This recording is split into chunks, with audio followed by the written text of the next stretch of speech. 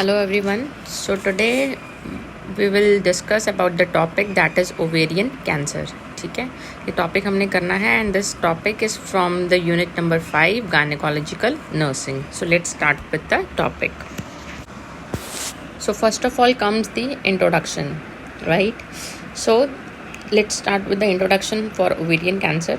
The body is made up of trillions of living cells. So as we all know, the human body is composed of number of living cells and normal body cells grow, divide and die in an orderly fashion. ठीक है, cell क्या करते हैं, grow करते हैं, then divide करते हैं, divide होने के बाद कुछ टाइम के बाद उनका नेक्रोसिस हो जाता है. ठीक है, they die, right. So this is a normal pattern. लेकिन कैंसर सेल्स में क्या होगा, जो सेल्स होंगे वो डाई नहीं होके आगे और ज़्यादा ओवर ग्रोथ होगी उनकी, और वो abnormally differentiate होते रहेंगे, abnormally multiply होते रहेंगे, right?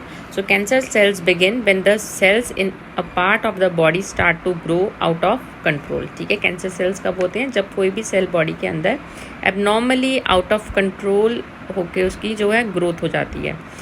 Then cancer cell growth is different from normal cell growth. Then instead of dying, cancer cells continue to grow and form new abnormal cells. ठीक है, अभी बताया मैंने आपको कि कैंसर सेल्स कैसे होते हैं, नेचर उनकी क्या होती है कि in spite of dying at a correct time, ठीक है, what will happen to them? They will continue to grow and they will form new abnormal cells.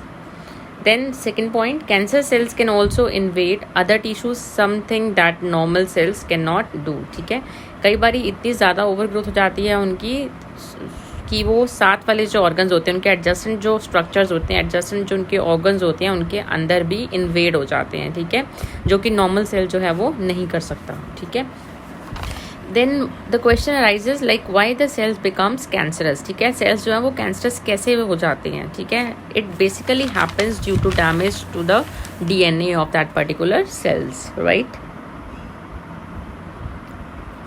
Then next comes anatomy and physiology. So ये structure हमने बहुत बार class में discuss किया है. ठीक है, this is the normal structure of a uterus, right. तो अभी हम टॉपिक कर रहे हैं ओवेरियन कैंसर. ठीक है, तो ovary we all know it is present one on each side of the uterus in the pelvic cavity. ठीक है, as you can see in the image. ठीक है, वो दोनों साइड पे ओवरीज जो हैं वो प्रेजेंट हैं, राइट. सो इनका ओवरीज का फंक्शन क्या होता है, they produce sex hormones and the ova. ठीक है, ओवम प्रोड्यूस करती हैं ovaries, right, during this process of ovulation. So ये नॉर्मल इसकी एनाटमी एंड फिजियोलॉजी है, ओवरी के स्ट्रक्चर है और उसका फंक्शन है. Then next comes types of ovarian cancers. ठीक है, so the ovaries contain three main kinds of cells. ठीक है, ovaries के अंदर तीन तरह के cells होते हैं. जो ovary होते हैं that is composed of three main cells, that is epithelial cell, germ cell and stromal cells. ठीक है, और इनमें से किसी भी तरह के सेल के अंदर जो है वो कैंसरस ग्रोथ जो है वो हो सकती है, and on the basis of that, right, so it can be epithelial tumor of the ovary or it can be germal cell tumor of the ovary or it can be stromal tumor of the ovary. ठीक है, so ये तीन तरह की types आती हैं ovarian cancer की. ठीक है, then number 1 comes epithelial ovarian tumours. Epithelial ovarian tumours में आपका सबसे पहले जो आता है, एपिथेलियल सेल्स के अंदर होगा जो ट्यूमर. ठीक है, ओवरीज की एपिथेलियल जो सेल्स होंगे उनके अंदर जो होगा tumour, that will B epithelial ovarian tumours. ठीक है, it can B of 3 types. ठीक है, 3 टाइप्स का कैसे हो सकता है, वो बिनाइन हो. बिनाइन का मतलब क्या है, विच इज़ नॉन कैंसरस. ठीक है, जो कि इधर उधर स्प्रेड नहीं होगा, अपनी पर्टिकुलर लोकेशन पर रहेगा. देन सेकेंड है tumours of low malignant potential. ठीक है, tumours of low malignant potential में आपका आता है कि होंगे नॉन कैंसरियस बट कुछ जो उसके सेल्स होंगे they have the capacity to get malignant. ठीक है, और थर्ड आता है malignant epithelial ovarian tumour. Malignant epithelial का मतलब क्या है, जो भी ट्यूमर यहाँ पे प्रेजेंट है इस टाइम पे, तो वो सारा का सारा जो है वो मैलिग्नेंसी कॉज कर सकता है. ठीक है, तो 3 तरह का हो सकता है. एक होगा बिनाइन, देन होगा with low potential malignancy, third होगा जो हाईली मैलिग्नेंट होगा. ठीक है, then next comes germ cell tumours. ठीक है, जर्म सेल ट्यूमर्स के अंदर आपका आ जाता है जर्म सेल ट्यूमर्स में आपका आएगा सबसे पहले जो आता है that is less than 2% of ovarian cancers are germ cell tumours, ठीक है। बहुत ही मतलब रेयर कैटेगरी है ये, ठीक है। तो जितने भी ओवेरियन कैंसर है उसमें से 2% से भी कम जो होते हैं वो जर्म सेल के अंदर ट्यूमर जो है वो प्रेजेंट होता है। Then if the person is having this particular germ cell tumor of the ovary, then 9 out of 10 patient survives at least 5 years after the diagnosis. तो 10 में से 9 पेशेंट जो होते हैं वो इस तरह के ट्यूमर के साथ डायग्नोसिस बनने के 5 साल तक सर्वाइव कर सकते हैं, ठीक है। देन इसकी टाइप्स आ जाती हैं, types of germ cell tumour. इसमें आता है फर्स्ट टेरेटोमा आता है, डिसजर्मिनोमा आता है and last one is yolk sac tumour. ये जर्म सेल की टाइप्स हैं, ठीक है। Then next comes third category है जो ओवेरियन ट्यूमर्स की on the basis of their site, ठीक है। तो अगर स्ट्रोमल सेल्स के अंदर, स्ट्रोमल टिश्यूज़ के अंदर अगर प्रेजेंट है तो it will be called as stromal tumour of the ovary. So about 1% of ovarian cancers are ovarian stromal cell tumour. तो 1% जो हैं वो कौन से होते हैं? Stromal cell tumour. अगर ओवरी में ट्यूमर प्रेजेंट है तो उसमें से 1% जो होते हैं केसेस वो कौन से वाले होते हैं? स्ट्रोमल ट्यूमर के। समझ में आया, ठीक है। Then next comes more than half of a stromal tumours are found in women older than 50, ठीक है। और ज़्यादातर स्ट्रोमल ट्यूमर जो है पाया गया है जिन लोगों के अंदर भी, ठीक है, although it is a rare condition, लेकिन जिनमें होता भी है ये, तो ज़्यादातर 50 ईयर्स के बाद की जो वुमेन्स होती हैं, मीनोपॉज के बाद की जो वुमेन होती है उसमें कॉमन होता है, ठीक है। बट देखा गया है कि कई बार ये यंग गर्ल्स के अंदर भी हो जाता है, ठीक है। Then the most common symptom of this tumour is abnormal vaginal bleeding. तो सबसे मोस्ट कॉमन सिम्टम क्या है इसका? Abnormal vaginal bleeding. Then sudden severe abdominal pain will be the characteristics. Then next comes this occurs if the tumor start to bleed, ठीक है। तो severe abdominal pain इसमें तभी होगी जब ट्यूमर जो है वो ब्लीड होना शुरू हो जाता है आफ्टर इट्स रप्चर, ठीक है। तो that will lead to sudden severe abdominal pain. Then next comes symptoms. Symptoms में आपका आ गया early symptoms of ovarian cancer, ठीक है।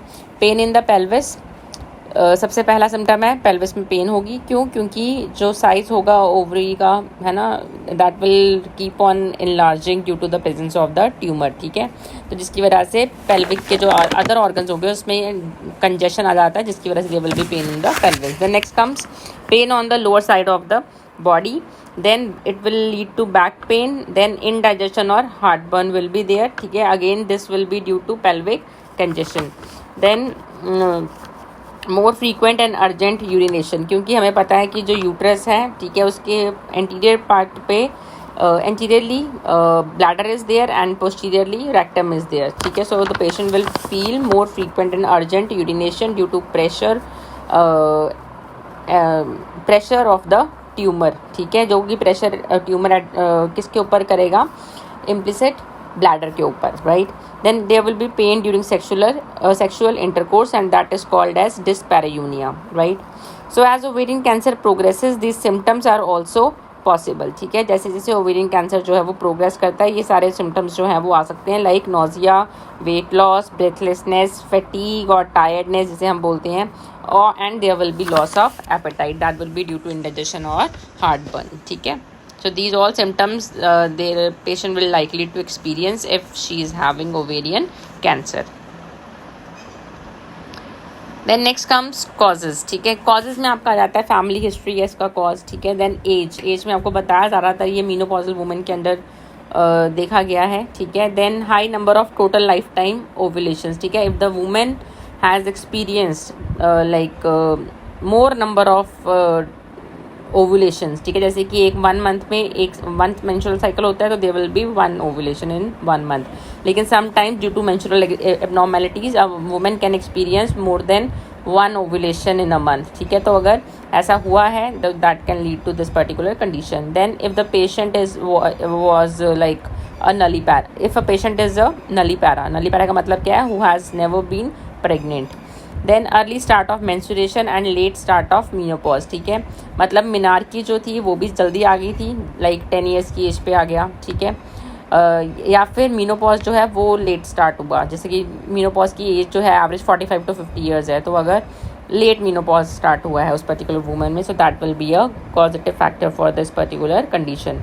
देन नेक्स्ट है breast cancer. If the patient is having breast cancer, then there are like cases which evidences की मतलब breast cancer के साथ साथ उसे ओवेरियन कैंसर हुआ है, it can be due to malignancy, ठीक है। देन एच आर टी में आपका आ गया हार्मोनल रिप्लेसमेंट थेरेपी, जो कि हम मेनोपॉजल सिम्टम्स को कम करने के लिए देते थे पहले, ठीक है। So that can be the cause. Then obesity, overweight can be the cause. Then endometriosis is another condition which can lead to ovarian cancer. Then inherited genetic syndromes, ठीक है, it can be like sometime it can be hereditary, right? Then Cowden's disease, ठीक है, Cowden's disease is also another causative factor for this particular condition. What happen in Cowden's disease is Cowden disease को हम multiple haematoma भी बोलते हैं, ठीक है, multiple haematoma syndrome, क्योंकि इसमें ग्रुप ऑफ सिम्टम्स जो हैं वो इंक्लूड होते हैं और ज़्यादातर इसके अंदर न्यूरो डेवलपमेंटल डिसऑर्डर्स देखे गए हैं, जैसे कि माइक्रोसेफेली, ठीक है। सो बेसिकली ये जो होता है Cowden's disease, it is a autosomal dominant inherited condition, ठीक है, ऑटोसोमल डोमिनेंट इनहेरिटेड कंडीशन जो है which is characterized by benign overgrowth call haematomas, ठीक है, बिनाइन ओवरग्रोथ होती है इसमें सेल्स की which is called as haematomas. And if the person is having this particular disease, then there is tendency of her developing increased risk of like breast cancer also, thyroid cancer also and uterine cancer also. So ये सारा कुछ Cowden disease के साथ होता है, right? Then next comes stages of this particular condition, ठीक है। stages में आपका आ जाता है जैसे कि स्टेज 1 आती है। स्टेज 1 को हमने कैटेगराइज कर लिया है स्टेज 1A में, stage 1B, stage 1C। Stage 1A में what happen is the cancer is in the 1 ovary, ठीक है। स्टेज 1A में कैंसर एक ही ओवरी में होगा। स्टेज 1B में क्या होगा, cancer will be in both the ovaries. And stage 1C में the cancer will be in the this on the ovary, in the ovary itself and even on the surface of the ovary, ठीक है, ovary के surface पे भी होगा और ovary के अंदर भी होगा। So that will be stage 1C, ठीक है। Then next comes stage 2। Stage 2 में भी stage 2A, stage 2B, stage 2C आ जाती है आपकी, ठीक है। स्टेज 2A क्या होता है, स्टेज 2A के अंदर व्हाट हैपन इज, ठीक है, जो कैंसर होगा, ठीक है, that will be present on the surface of the ovary, ठीक है, और जो फिम्बरे अटैच होंगे फेलोपियन ट्यूब के साथ वहाँ पे भी थोड़ा कैंसरस जो ग्रोथ होगी वो एविडेंट होगी, राइट। देन स्टेज 2B में cancer has spread to the bowel और द ब्लैडर, ठीक है, जो कैंसर होगा वो ओवरी के सरफेस से एक्सीड होके ब्लैडर और बॉवल के साथ भी आप बोल सकते हो कॉन्टैक्ट में होगा, ठीक है। Then stage 2C, stage 2C में what happen is cancer cell जो होंगे they will be present in the fluid in the abdomen, ठीक है, जो एब्डोमिनल फ्लूइड होगा उसके कॉन्टैक्ट में आ गया होगा, right. So that will be stage 2। Then next come stage 3। Stage 3 में क्या होता है, स्टेज 3A आ गया पहले। Cancer cells are in the lining of the abdomen only seen under a microscope, ठीक है, जो एब्डोमिनल लाइनिंग होगी उसके साथ इन्वेजन हो गया होगा इसका, ठीक है, वहाँ तक पहुँच गया होगा। देन स्टेज 3B में ट्यूमर्स ऑफ 2 सेंटीमीटर और smaller are in the lining of the abdomen, ठीक है। स्टेज 3B में जो ट्यूमर सेल होगा it will be like maximum 2 centimetre size उसका हो जाएगा या उससे कम होगा and they will be seen in the lining of the abdomen. Then stage 3C में क्या होगा, जो लिम्फ नोड्स होंगी वहाँ पे उसके साथ भी उसकी इन्वॉल्वमेंट हो जाएगी, ठीक है, ट्यूमर की। Then come stage 4। As we all know stage 4 में क्या होगा, cancer has spread to other organ, मतलब कि मेटास्टेसिस हो जाता है कैंसर का, ठीक है, और जो बॉडी ऑर्गन है लिवर में चला जाएगा, लंग्स में चला जाएगा, ठीक है। So that will be stage 4। Then आ गया डायग्नोसिस ऑफ ओवेरियन कैंसर, ठीक है। डायग्नोसिस के लिए we can go for blood test, ultrasound, laparoscopy and possibly endoscopy, ठीक है। देन कोलोनोस्कोपी टेस्ट हम कर सकते हैं, एब्डोमिनल फ्लूइड एस्पिरेशन हम कर सकते हैं, उसमें पता चल जाएगा for the presence of cancerous cells. Then abdominal fluid aspiration we can go for, then chest x ray, then computed tomography scan, then next comes MRI और PET scan, positron emission tomography, और even we can go for this biopsy, उससे हमें पता चल जाएगा nature of the cells, जो cancer cell है वो बेनाइन है या फिर मैलिग्नेंट है, और या फिर हाईली मैलिग्नेंट है या फिर लो पोटेंशियल मैलिग्नेंसी वो एग्जिबिट करते हैं, ठीक है। Then next comes treatment for ovarian cancer, ठीक है। सो ट्रीटमेंट में there are 4 like option, surgery, chemotherapy, third is combination of surgery plus chemotherapy, then last one is radiotherapy, ठीक है। सबसे पहले आपका आ जाता है कीमोथेरेपी, ठीक है। सर्जरी में तो पता है हमें कि हम जो ओवरीज होगी है ना उनको हम रिमूव कर देंगे, that is called as oophorectomy, ठीक है। Removal of the ovaries is oophorectomy, ठीक है। Then comes chemotherapy. कीमोथेरेपी में आपका आ जाता है patients with typically receive a combination of carboplatin and paclitaxel, ठीक है, जिसे हम टेक्सोल भी बोलते हैं। इंट्रावीनसली हम पेशेंट को देते हैं कॉम्बिनेशन, ये यूज़ करते हैं हम नॉर्मली, ठीक है, in case of ovarian cancer as it is injected into the blood stream, क्योंकि हम इसको आईवी दे रहे हैं तो ये रिप्रोडक्टिव सिस्टम के अंदर जो कैंसर सेल्स होंगे उनको भी टारगेट करेगा, प्लस अगर कहीं और भी प्रेजेंट है कैंसर, ठीक है, तो उसको भी टारगेट करेगा, because we are giving it intravenously, right.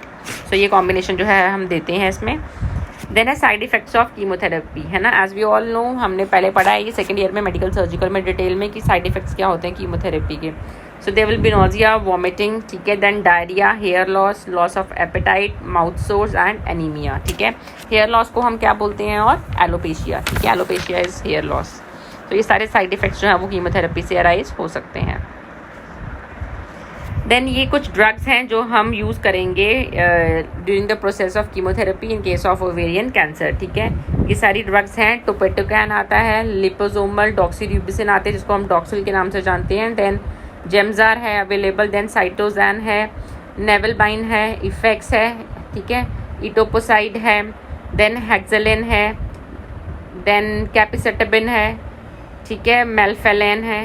ये सारी ड्रग्स जो हैं ये हम यूज़ करते हैं in case of chemotherapy for treating ovarian cancer, ठीक है। इनमें से कोई जो ड्रग है, these all are the drugs of choice for treating this particular condition. Then combination therapy जाती है, जिसमें हम कॉम्बिनेशन में क्या करेंगे, हम कॉम्बिनेशन देते हैं, ठीक है। सो कॉम्बिनेशन के अंदर आपका आ जाएगा जर्म सेल कैंसर के लिए, ठीक है, जर्म सेल कैंसर के लिए हम पेप इसे बोलते हैं, PEB पेप, ठीक है। इसमें आती है ड्रग्स कौन कौन सी, सिस्प्लैटिन आती है, इथियोपोसाइड आती है और ब्लियोमाइसिन आती है, ठीक है। This is for germ cell cancer. Then other combinations include TIP, ठीक है, टिप बोलते हैं इसे, वीप बोलते हैं और VIP बोलते हैं, ठीक है। तो इसको हम एक्सपैंड कर लेते हैं, ड्रग्स की नाम के ऊपर बेस्ड है ये, ठीक है। सो जो इसका फर्स्ट इनिशियल है वो उस ड्रग के फर्स्ट इनिशियल को रिप्रेजेंट करता है, ठीक है, जो शॉर्ट फॉर्म का इनिशियल्स हैं। So TIP stands for Taxol, ifosfamide and cisplatin, ये कॉम्बिनेशन जो है वो हम देते हैं। Next combination that we can go for VeIP, ठीक है, that consist of vinblastine, ifosfamide and cisplatin, right. Then third है VIP, ठीक है, VIP के अंदर हम देते हैं इथेपोसाइड, इफोसफेमाइड एंड सिस्प्लैटिन, ये 3 ड्रग्स हमने यूज़ करनी है, ठीक है।